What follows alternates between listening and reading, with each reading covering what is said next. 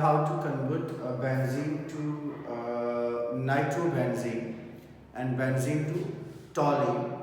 So simple सी एक बात है कि सिंपली रिएक्शन का नाम देंगे नाइट्रेशन ऑफ बेंजीन कि बेंजीन क्या लिखेंगे बेंजीन टू नाइट्रोबेंजीन।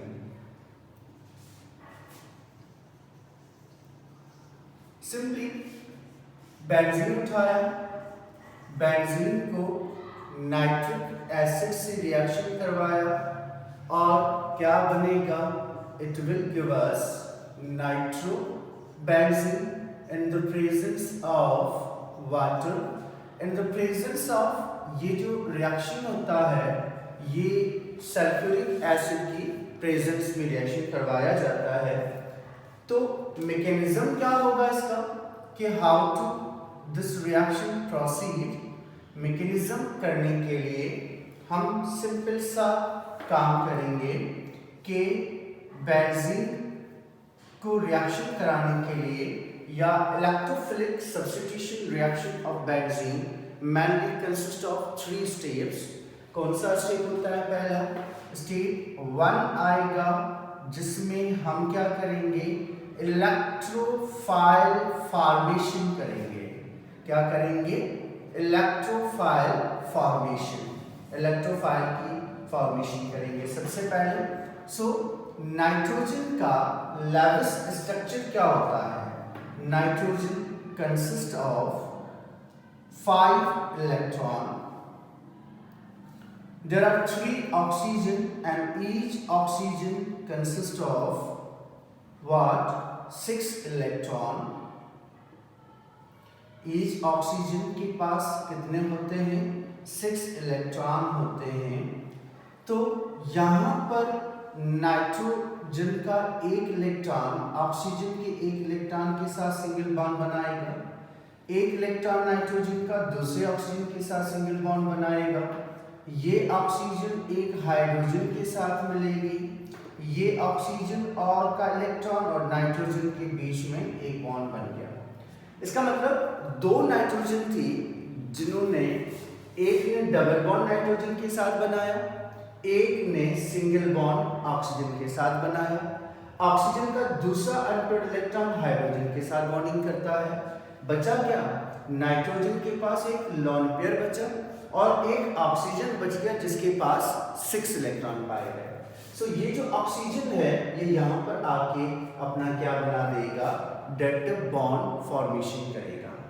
सो यहाँ पर सल्फ्यूरिक एसिड भी इसी तरीके से लेविस स्ट्रक्चर बनाएंगे। ऑक्सीजन है जिसके पास 6 इलेक्ट्रॉन है, एक इलेक्ट्रॉन हाइड्रोजन के साथ, एक इलेक्ट्रॉन सल्फर के साथ।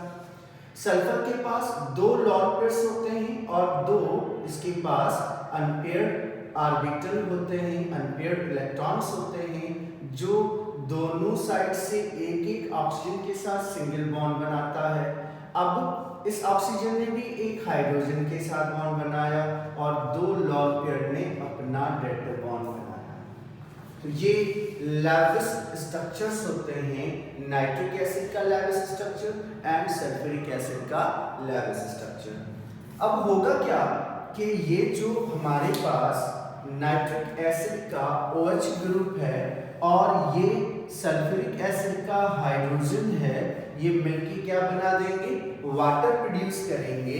तो हमारे पास ये इलेक्ट्रॉन इधर चला जाएगा और मिलेगा क्या? ये इलेक्ट्रॉन पूरा ऑक्सीजन अपना ले जाएगा। तो यहाँ से देखेंगे नाइट्रोजन का इलेक्ट्रॉन गया, नाइट्रोजन के ऊपर कौन सी चार्ज आएगी? पॉजिटिव। नाइट्रोजन के पास कितनी ऑक्सीजन बचेंगी? 2। प्रोडक्ट में क्या मिला?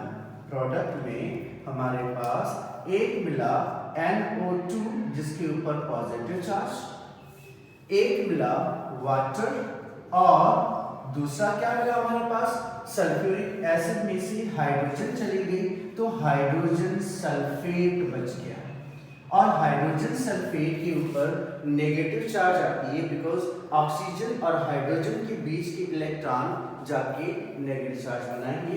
ये फंक्शन करेगा एक बेस का, ये फंक्शन करेगा एज ए इलेक्ट्रोफाइल का।